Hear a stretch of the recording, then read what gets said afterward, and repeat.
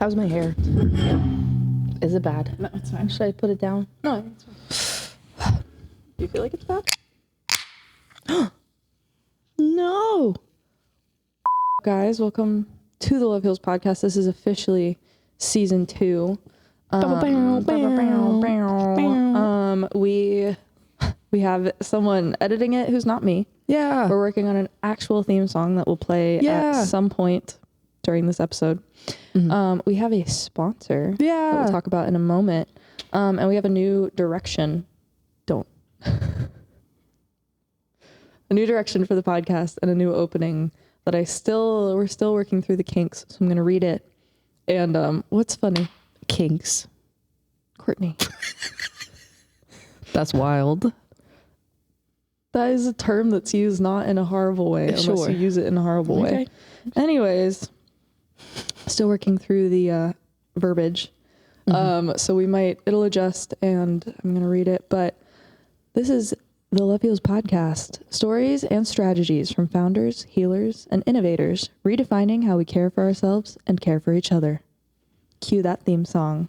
All of this is called Love Heals. Love Heals. Love Heals. Love Heals. Love Heals. Love Heals. Love Heals. Love Heals. Love Heals. No one should have to walk through hardship alone.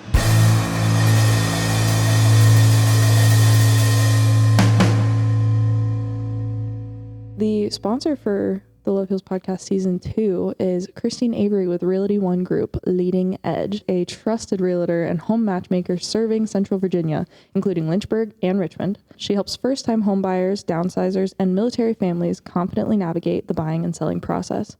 Christine is also bilingual and proudly assists Spanish-speaking clients. Christine is a wonderful human being, so we're super, super excited that she is our sponsor. Yep. For season 2, and also a friend, and also comes to our Coffee for Caregivers. She sponsored our Care Kits project that we did in collaboration with the Caregiver Support Network in 2024, right? Yeah. Okay. Yeah. So Christine first sponsored that and then came to our caregiver group as she's a caregiver for her mom. Yeah. So thanks, Christine. Podcast for season 2 has a lot more direction, which we talked about a little bit. We actually shot we'll call it a middle episode, a little bridge between season 1 and season 2 that dropped last week. Just kind of more of us rambling and figuring out what we kind of want to ramp into this year with and some of Courtney's strong feelings, but that's pretty standard in our I have strong feelings. episodes. No, I'm a Pisces. What can I say? that's a good excuse. Thank you. I will say it's very critical that we have a sponsor, and here's why. Because the editing of the podcast took a lot of Sarah's time, and so we are getting to a spot where we need to assess our dollar value for time. So, like, is it worth 4 hours a week plus blah, blah, blah? Plus like the shooting time, all that stuff. And like how much can we value that out in other areas? So this was a really great opportunity to level up and start to be more strategic about what we're doing. Like we will maintain our chaoticness because that's fun. And I don't think we could not do that. Yeah, that's fair. Because otherwise, like, what are we supposed to be boring all the time? So boring. Gosh. Who would watch that? But having a Christine sponsor the podcast for the season has allowed us to pay someone to come through and edit it for us, and that is incredible. It gives a lot more freedom, at the very least within my week, and a lot more mental capacity for me, and also gives us the freedom to not have to like stress over figuring out how do we pay someone to edit it. So we were lucky enough to have Liam with Roaring Run Productions come on as a contractor and help edit some of our stuff. And then Christine as well, sponsor. So very excited.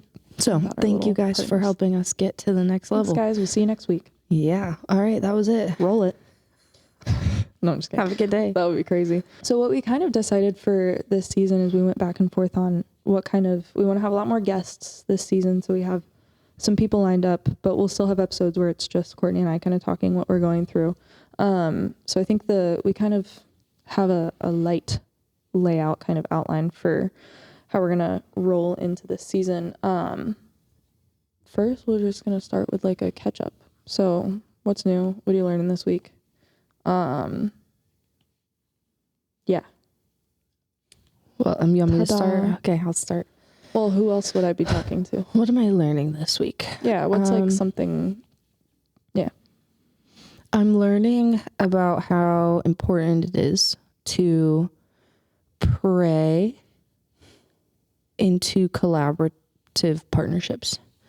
I'm learning about how important it is to walk in step with God and wait to hear from him. But it's a weird nuance because I'm also learning that you don't want to get stuck in a cycle of not moving because you aren't 100% sure it's correct. So it's a really fine line that honestly we should all be praying for discernment, truthfully, at the end of the day. Because who you align yourself with will determine your success or your failure. Yeah.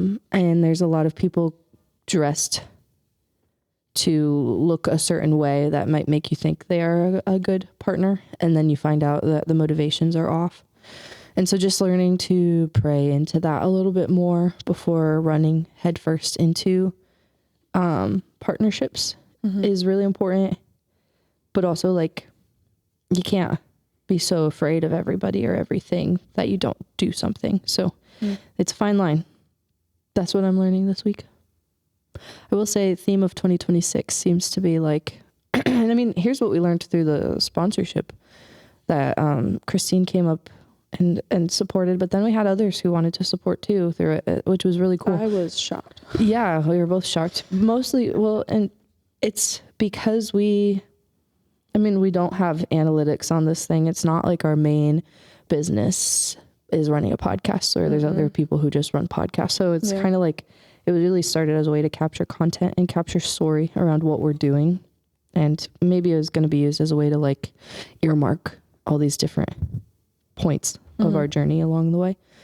But, which we should say shout out to Midstate Group for letting us use their studio. Yeah. So huge shout out to them again. Shout out to them. But we could have waited to put that call out for sponsors over the podcast when we had X amount of viewers on X amount of platforms with X amount of engagement. And the decision that you honestly came up with, like, to let's just post it and see what happens. My original thought was like, ugh, it's going to be so hard when nobody says anything. And you just kind of have to brace yourself. Over it, yeah, you kind of have to brace yourself for the people to not care. Which we discuss a lot in this documentary that's in the works right now. Very excited. We'll discuss like just bracing yourself for just like some people not being receptive to it. But like that's the death of ego, right? And so just letting your ego chill, because it just needs to chill sometimes. Like it's so consistently saying no one will care, no one likes this, no one will think about it, like you're embarrassing, like it just so constantly, and you have to keep working to just stop it from like beating on your door, like on your brain, just like it is exhausting. It's a lot. So just working to undo that. And so anyway, this whole putting the sponsorship call out there, and then not only just having a person respond. The lesson was put yourself out there before you're ready. And just like, if it wins, it wins. And if it flops, it flops. And that's okay. And actually in today's book study, that someone that we love very much is leading virtually, just talking about not soothing yourself or seeking validation from anything or anyone other than God. And I was like, oh, I didn't realize how much I am on a pendulum swing constantly based on how people are reacting to me. That is not a healthy way to go through life. So like, if I get good feedback, it's a good day. And if I get no feedback, it's a day. And if I get bad feedback, it's a bad day. And you can't live a stable life that way. So just seeking validation from God. Well, something she said too is like a lot of people will ground themselves in like that's a noise outside. Ground themselves in like the logic of I'm trying to remember how she phrased it. I should have written it down. They'll kind of ground themselves in the logic of self and like their external, like wherever they are of like, okay, why am I reacting this way? It's because I feel X, Y, and Z way. Do these people really think that about me, or is this in my head? It's just in my head, which is healthy to do because it grounds you in reality instead of your own thought, which I do a lot because I've just had to like teach myself how to do that is like, what's my imagination kind of running and then versus what's reality and what's actually fact. So it's like learning to balance that with doing that same thing, but with God. So like, is what I think about myself actually true? Or like, is this what God says? And I don't do that. I do the latter of how do I ground myself in reality, fact, and external forces. So that was an interesting thing that just when I thought I got better at grounding myself, I'm like, oh, good. A new thing to learn. So yeah, that was good. Yeah. Always learning. Okay. So what are you learning this week? Hold on. Throat. Okay. I don't like you just saying throat. I'm trying to think. As soon as I asked you that question, I realized that I would also have to answer it, and I haven't been thinking about it.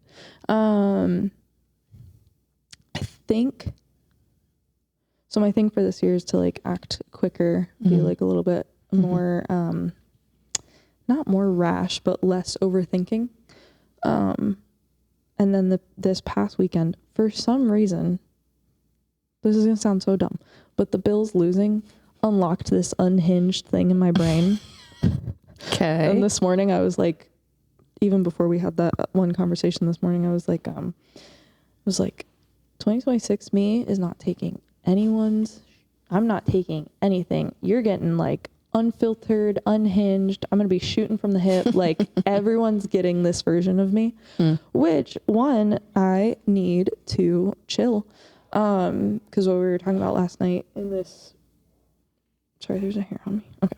We were talking about last night in a church kind of group is, or at least what I was talking about is that, I have a lot of anger in me. Like I'm very quick to anger, which is something I've always tried to work on is like my temper or, kind of extreme reactions. So one, I want to be working on that and be more aware of it. I'm a lot better than I used to be.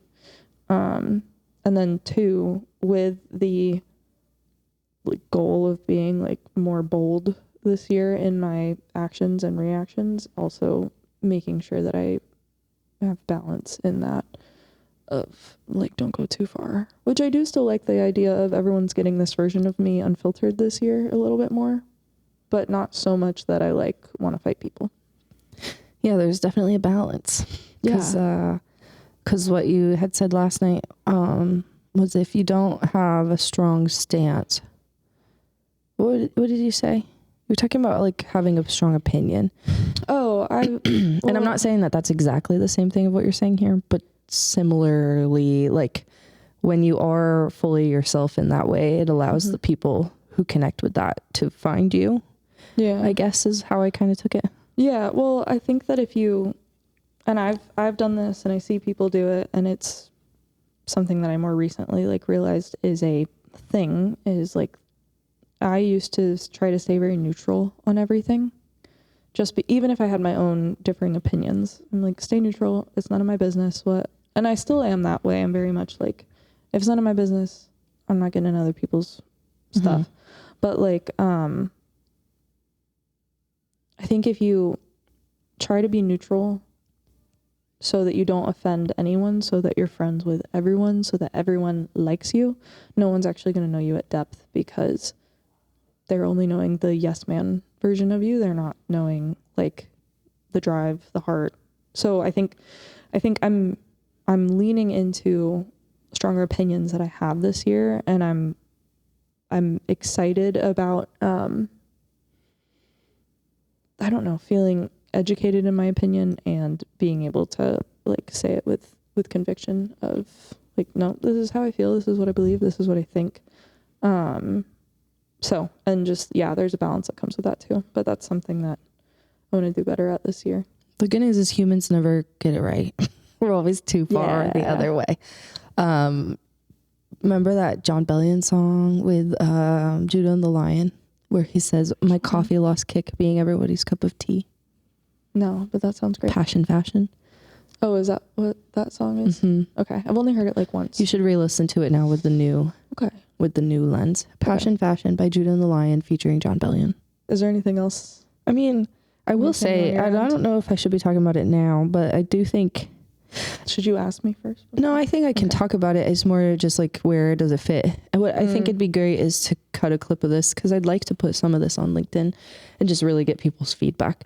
Sure. Is the question I'm asking of how do I proceed with the organization as far as income? Because we've talked about it before, neither of us get any excitement or enjoyment out of fundraising for ourselves. And so you have a few options ahead of you. And last night, processing it out loud, like talking to Jason, which is one of the people who comes to our group, but talking to him, I realized, okay, I am going to pursue both angles. I'm going to pursue and see what leads to where. That's so clarity. Both angles is good. And I'm not going to pursue them recklessly, but and so I guess to define the angles, one is, will we be an organization that creates a huge endowment, that creates annual interest, where we kick off blank, we kind of figure out our scope of scale. So for me presently, I don't really want to have more than 5 staff, at least for the next 10 years. I don't know if we could handle more than 5. Well, for sure right now, no. But for about 10 years, I would say 5 is a great number. Yeah. And maybe a couple part-time, maybe. But so basically, what does that salary look like? And then how do you generate, what amount do you need in an endowment to kick off that amount off of 5% annually of what an endowment kicks out? Yeah. Because I'm struggling with endowments. I'm struggling on whether or not I like them. I see them as useful tools for passive income to create structure or to create stability in your income. And so in that sense, I see them beneficial, especially when you can control the assets, when they're just sitting in there and you have to give it to a community trust afterwards. That's not my favorite. But when you actually have access to the money, I see that as good. I get it. I wrestle with, is that the way we're supposed to go? Because part of it feels like hoarding wealth and not living in faith, I guess. I don't know if that's 100%. I'm just still working through that. So that's one angle, is do we build up an endowment and spend time there so that we don't have to ask for donors often unless people want to, we aren't dependent on it. And then the other angle is, or do I want to dissolve my salary from the Love Heals budget and become financially stable through other entities and investments, whether it be buying small businesses, whether it's starting an LLC and working on that. So those are the 2 angles. Practically, I think a nonprofit that's going to succeed needs to have an executive director salary, because if I leave and there's no budget for it, that doesn't really make a lot of sense. Yeah.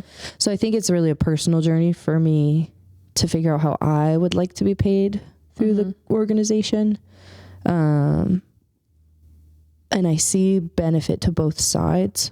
And I also understand that you only have so much energy and capacity to chase. So you can't do it all forever.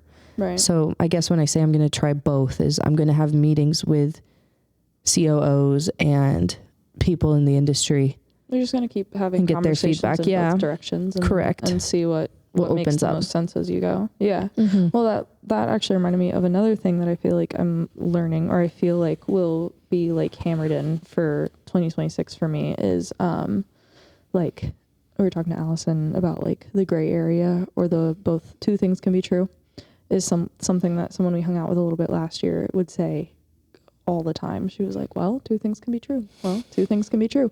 And I've always agreed with that. But this year it's constantly in my head. So that's another thing that I'm learning or feeling a lot of this year. And I think that's kind of what you're like you and Jason are like two options can be correct. It just like, what's the one that makes the most sense and is best for you or your family or your business or whatever. So yeah, that's good. Yeah. So I don't feel any ounce of total peace in either direction. So we're just going to keep trying it, but I would like to have conversations with others about their perspective on it. Yeah. So nice. The end. All right. Well, with that, we're going to hop into like, so what we're thinking for season 2 is having a bit of that catch up space like we just did. And then, and when we have a guest, it'll be a little bit different, but that catch up space. And then we kind of want to hammer it. It's like hitting a gong every time you put something put it on down that table. so gently. I know, it's just funny. We kind of want to, kind of hammer in on 3 main topics with when it's just Courtney and I talking, and then also when we have guests. So we want to be a lot more intentional this year with who we have on. Not that we weren't last year. We didn't have that many guests last year. Really. But we want to be really intentional with who we have on, what we talk about, because a lot... Just gonna wait. Everything that you have is so noisy. Okay. Carry on. More intentional. Hold on, I'm gonna get there. More intentional.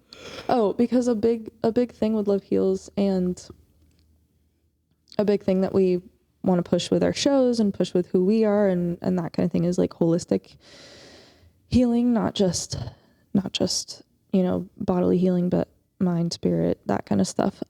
So what we want to kind of start talking about are the 3 categories, I guess you could say, is builder stories, which would be like founders, innovators, how are you shaking things up, what are you creating, healers and experts, which would kind of be that clinical or holistic space, and then lived experience and advocacy, because the amount of stories that we hear and the people we get to talk to, there's a lot of, which is part of what Love Heals Live is people sharing their lived experiences and stories so they can be advocates for others. So those are the 3 we kind of landed on. So when we said we had a plan to make a plan, this is the plan. This is the plan, and it'll be a little more fleshed out, this just being the first episode of season 2, and we're kind of diving into it. I feel like Courtney's going to show you the plan. Look. Write this down. It's a whole plan. We did actually make a plan. Whole plan. All right. Yeah, this is great. Okay. She has read it before this, I promise. I have. I just was rereading it. We have a guest structure, and then we have a structure without a guest, basically. So let's talk a little bit about, I kind of did a brief overview of the direction of why, or the direction of what those 3 kind of categories are, but I'm sure you have things to say. Nope. Well, I'm what just the heck kidding. are we supposed to do for the rest of the time? What are we supposed to do? How much time do we have, out of curiosity? Like 10, 15 minutes. Okay. Probably say 20, because there was like a lot of 5 minutes of nonsense. us just yapping in the Fair front, enough. so, Fair enough. Yeah. Well, so we learned something, and it's on our TikTok. Tic-tac. And we posted. Oh yeah. Has 5,000 views video now. response. Turn your volume down though. Yeah, I just turned it down. We went on TikTok and did a response video to, I can't say the guy's last name. So there was a young man, maybe 2, just while you're pulling up, there was a young man a couple weeks ago who literally, and we've seen this sadly multiple times, but who had, but who had to choose, that was gross. My jaw twice. pops like a lot. Anyways, we've seen this a couple times with people that we've helped, and then when this happened, obviously, like, how could we not touch on this, because this is exactly what we're like advocating against. But right. This kid named Cole, I don't want to butcher his last name either. It's a hard last name. But he basically had to choose between purchasing his inhaler, which overnight went from $66 to, I believe, $573. So he had to choose between his inhaler and rent. and tragically had a really bad asthma attack and passed away. So we made a video if you want to talk about it a little bit. Yeah, I mean, it really is not just a tagline that we made up of like, no one should have to choose between rent and chemo or dialysis and groceries. Like, we didn't just say that because it sounds cool. We said it because we see it happening.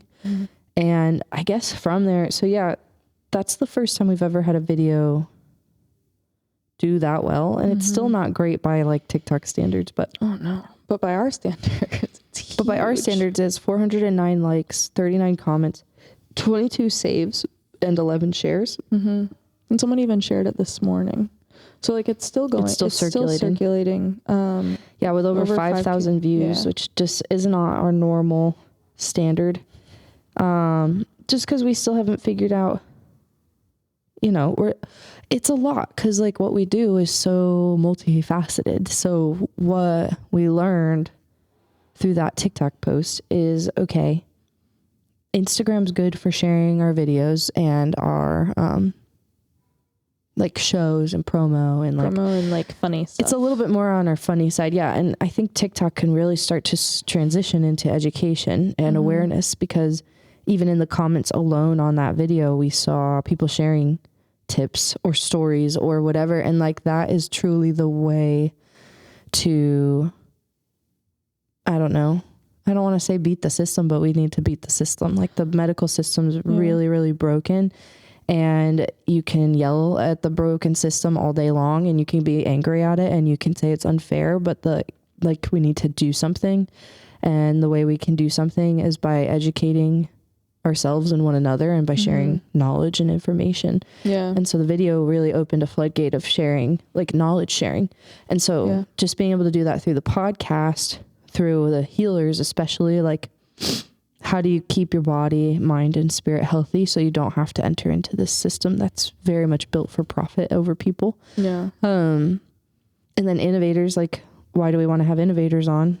Because they're the people who are trying new things and not afraid to break out and encourage and inspire us to also break out of our molds. So, well, and that's what we're doing. So it's that will be when we have on like innovators, or we talk about that'll be like, what are they learning that they can teach us, and vice versa, because we're in this like weird, especially when you're building something, which a lot of people in the same boat as us know, it can be very like lonely.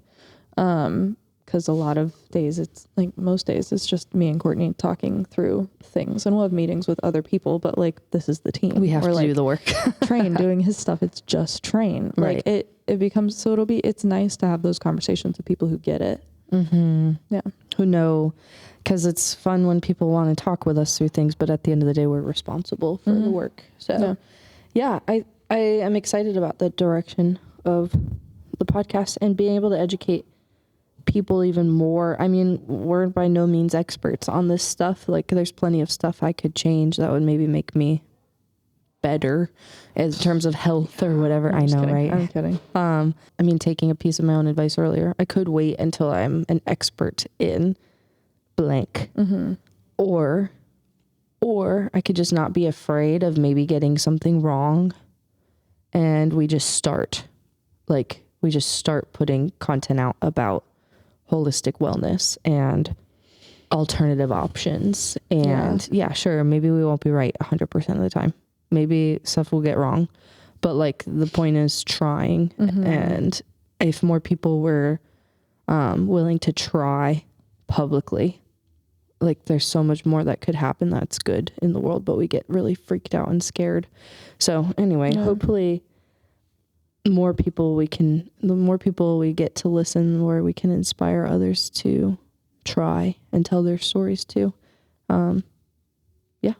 It was cool to see those comments, because it was, I think the more that people share, the more people are aware that they're less by themselves in it. We had one person share the website she uses to order medication that's cheaper than going through a pharmacy, and like, there's all these like little things that you might not know unless someone talks about it. So excited to be doing that. Excited to have some new direction, personally excited to have some new directions for content, and kind of have some new lanes to kind of play in, just because as we were saying earlier, it gets discouraging when you put stuff out there and you're like, does anyone care, or is anyone listening?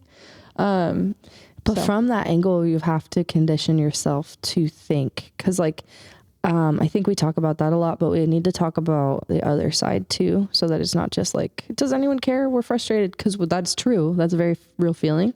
But then to think about the other side of it is putting yourself, like what we also have to do is put ourselves in the consumers or the viewers like seat, and that's where you really get to like actually start to work on things and overcome them. Like, so if I'm thinking about when I'm scrolling through TikTok and I see a random clip of a show that I'm not sure what's going on, if I don't know what's going on immediately, I scroll past it too. So it's just learning how to, you can be discouraged. It both can be true. You can be discouraged and also think about it through the lens of what the people who are viewing it are thinking, and then go from there. So it's all like a targeted psychological mission on our parts to have to jump through the hoops. Marketing's just psychology. Yeah, it is. Yeah. It's just psychology and figuring it out and not being afraid to try things. And then if it flops, you try it from a different angle. So yeah. I mean, I think talking about how important it is to gain clarity, like, and also how long it took. Like, let's just say for TikTok, you're looking at me very confused. Let me explain really quick before you look at me like this. Well, I can't help it. I just look like this. Anyway, it's important to gain clarity, but it also takes time. So like learning that TikTok for us is a more educational forum. Like, I think that's going to be really obvious to us in a year from now. And it was not very obvious to us before. Like, we just didn't know. Yeah. And I personally don't think we were even trying enough to like figure it out faster, because we just weren't using it. We were kind of just reposting stuff for like, well, a lot of the goal last year was to just like get content out consistently. It was kind of like a just do it so we can do it and have stuff out and have like proof of concept and like show people that we're doing things, and then we'll refine it later. Was, I think the thought process was to just do it.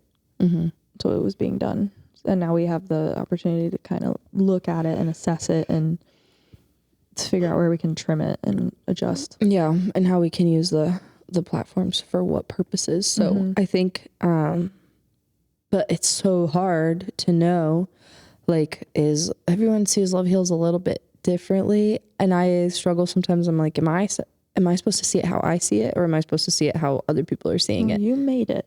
I know, but sometimes like people will be like, oh, I see you guys as a resource hub. I see you guys as a this. Very few people, if you've noticed, have seen us as an entertainment industry. Like, we're not an entertainment platform, which is interesting because that's how I kind of see it, is like philanthropy and entertainment merging together. Well, I think that's because that's what we want it to be. But if you look at the actual things that we're doing right now, not that we're not doing things that are entertainment, but the shows we're doing right now are like smaller scale, and entertainment as a concept sounds like a really big word, you know? Yeah. So I guess it makes sense. I mean, I also see us as the philanthropy meets entertainment, but that's probably because you and I talk about it and we have the like idea sessions and the what do we want it to grow into kind of thing. Yeah, the visible outcome though to others is a little different. So it's like, do you track what people are responding to, or do you track kind of where you're trying to head? This is the question I'm asking myself. So I think that depends on like where you want to end up. Because if you want to follow what people are saying, we can, but that changes our like kind of destination there, I feel like, a little bit. Yeah. I mean, so Love Heals Live is on Friday, and I was talking to someone this morning. This will be our first event ever for this type of purpose, which is to go into a fund to help people. Same like overall mission, same basic model, except for it's a proactive response instead of a reactive reaction. Yeah. So I was talking to them about just like, who do we want in the room? And these shows are meant to be intentionally small through the Love Heals Live model. because what we learned last year is that just because you spend more money and have more people in a crowd does not mean you make more money at all. In fact, it was actually the exact opposite. The less money we spent on the event and the less people there, the more impact. And so I don't, well, I think also how do I want to say this? Per our experience right now, like what we've done thus far, some of that is demographic. You know, like some of that is, we've had a show with 200 people there, but no offense, they were all students. And students aren't the kind to like give a huge extra donation because they feel moved necessarily. Unless it's like a very big compassion style tearjerker, which we just like aren't that, and that's okay. And then the ones that we have spent a lot less at, and we have, you know, worked hand in hand with artists to kind of curate the evening versus hiring in an artist, those ones have been a little more accessible for an older demographic, and those people understand the hardship better. So I think it's two things can be true of like the less money that is historically factual, the less money that we have spent on an event, the more money we've raised. We've been shocked by the amount we've been able to raise by basically spending nothing, and like working with collaborative partners. And then the times that we have spent money to pull in an artist or X, Y, and Z or get a venue has been a lower return on what we're able to raise, but pretty significantly. Yeah, it's interesting. Yeah, it's just something to keep in mind. So the theory there, again, we're constantly working with theories. I feel like this podcast is one giant, like, we don't know, we're asking the question, we're seeing what works, and then we'll fill you in if it worked. We'll figure it out. Like, so for Love Heals Live, my theory is a smaller room of intentional people who want to be problem solvers is better than a large room of 5,000 people who don't really care. Yeah. Like, but I don't know. Again, there's like 1,000 ways you could go about it. And we'll eventually get into the spot where it's like, okay, maybe you pay 50 grand, you know, for this artist that's going to pull in X amount, but then you shave X amount off the top because you work with this promoter and this person. And then maybe we make from that like $12,000, $10,000, $15,000, $20,000 after splits. Like, then you're looking at not the 100% model. And so there are ways. We're going to pay 50 grand for an artist. I'm just saying, like, what if we worked with the head and the heart? Or what if we worked with like someone to fill the armory? Yeah. So eventually the 100% model will have to shift. We're eventually going to get to a spot where we'll make more money by not giving away 100% because of the artists that we're collaborating with. But we're not quite there yet. We're not really ready. I mean, we could handle the comms and the organizing and the ABC and all the things. Like, we could handle that. Yeah. But right now we're better off doing these intentional Love Heals Live monthly shows and the plug and plays right now. And as we grow and find more partners, that's when we might be able to do some of those splits. So nothing's off the table. It's more just trying to figure out where is the greater impact, and where are we exchanging less money and time and energy for more profit and gain for others. Yeah. So those are like what helps us help people better and faster is the how can we do more for less? Yeah.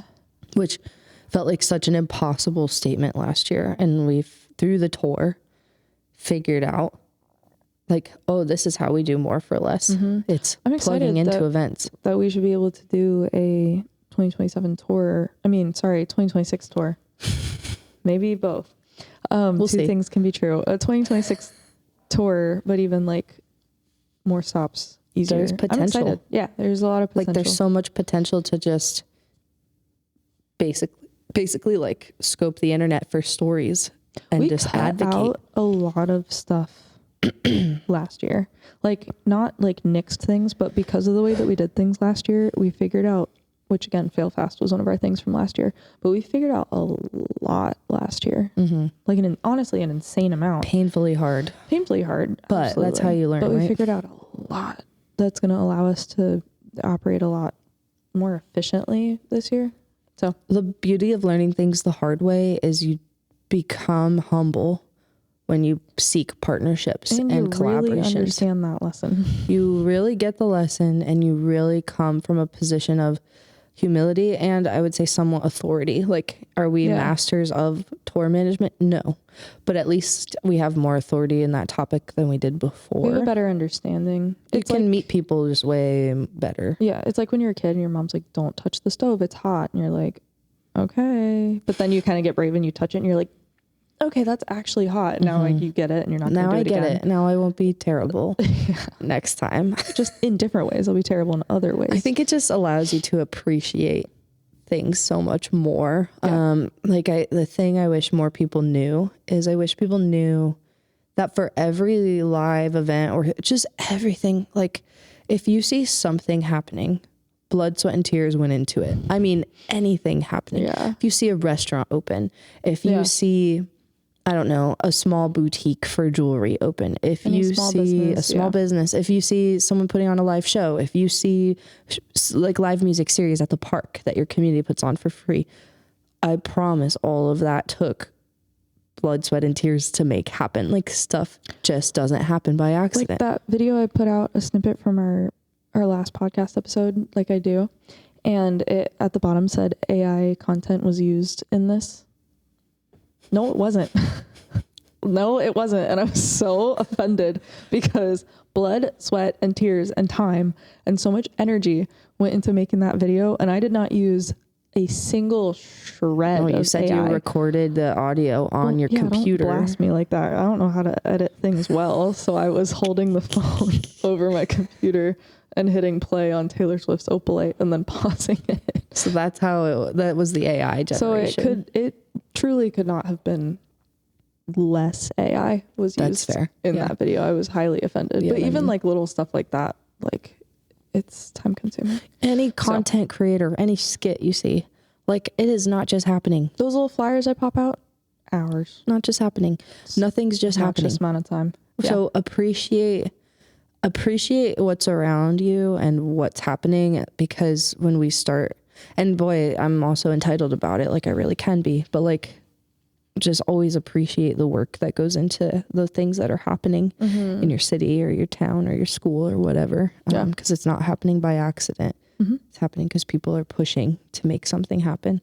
So it makes me be more just grateful. It's cool to sorry, go ahead. I was gonna say it's cool to see. Did you just do that into the mic? Yeah. Don't do that. It's cool to see like when we actually do see other, like not even with us, but when you see other people who are collaborating well, it's really fun to see because we know how hard it is when you take two separate visions, two separate dreams, and you're actually able to merge them well, where both people get a benefit in the outcome. And like you did the things you wanted to do in collaboration with someone. That's also super hard. It's insanely difficult. So on the appreciation note, if you see two entities doing something well together, tell them, because that deserves a pat on the back. It deserves a like, you did a great job. Especially in like smaller cities like Lynchburg or like Richmond, Roanoke, Charlottesville, the ones that we're, close to. It takes a lot of work. What were you gonna ask me? Well, I was gonna ask, I was more gonna say like remember when I was processing that one day about like, I think we were walking past buildings and I was like, there's a mural on that one and those ones are apartments and that's a restaurant. And I was just like observing them. I was like, isn't it funny that our human existence is built on, what did I even say? Like it was built on just things not being there. So therefore, and you wanted to have something basically to do, right? Wasn't it about it was a little bit more eloquent than that, but you were basically like, it was more eloquent. Everything that exists is just because humans wanted to do something. That was it. Yeah. Which that's still not in humans were like, because I think about Love Heals, it's like humans just wanted to, like, that wall was really bland and this person loves art and they just wanted, they were like, I'm looking for something to do. So I picked up this project to paint this wall. And like, as humans look for things to do, that's where our theater comes from. That's where our like performances come from, or TV comes from. It's like, I just wanted something to do. So I joined a film project and now you have like these art and this creation. It's, we want something to do, but we also want something to express. Like you talk about art or theater or movies. It's like, that's an expression that people created because they, like, words weren't enough. It wasn't enough to just be like, hey, this thing happened. Like they wanted something to do, yes, but then also the added whatever of, like, words aren't enough. How can I make people understand this, like, in a deeper way that like fills them up? As far as art, and it's just funny because it's like everything is someone wanted either something to do or to be a part of something, and then we have blank. Out comes this thing. Yeah. And then that fills their time, and then our time has meaning, and it's just a very interesting cycle that humans get on. And then we die. I will say there is a collab we really want to do, so throw it into the universe and see if the universe, God, brings it back. But we found out recently about an organization called Hey, I'm Here For You. Oh yeah, Hey, I'm Here For You. I'm super pumped about that. Yeah, go check them out. They are doing really cool things. It's an artist out of Nashville. Name is Harry Hudson, I believe. 1, check out his music. It's really good. Harry Hudson. 2, he was in, like, teenage years. He got cancer. He realized while in the hospital that there's a lot of stuff for kids who have cancer. Like, there's Make-A-Wish, and there's, like, a clown comes to see them. Sounds terrifying. But and then there's a lot more for seniors and adults who have cancer, which I'm less familiar with what that stuff is, but this was his experience. And then that there's nothing for adolescents and teenagers or, like, young adults who have cancer, and they kind of fall into this, like, gap in their age range. So he created a nonprofit called Hey, I'm Here For You. And he wants to basically, I think the one project they're working on right now is a hospital in Nashville. They want to take like an unused hall or unused wing. It currently has an outdoor area that I guess they use for, like, smoke breaks or whatever. And he wants to turn it into a garden or something that people can actually go and, like, be in a healing space. Yeah. It's just such a cool thing. Yeah, they have a cool model, and they go, like, the money goes to the mission. Like, they sell merch the same way, which is really cool and inspiring for us. And, like, just, like, it's all the same in so many ways, and just wanting to help people heal better.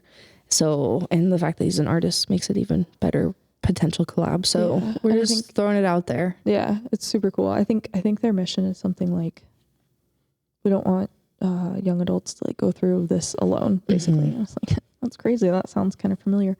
So yeah, it's really cool. So we'll throw that out there and see what happens. We'll check back in about that. Yeah, maybe nothing, but maybe something.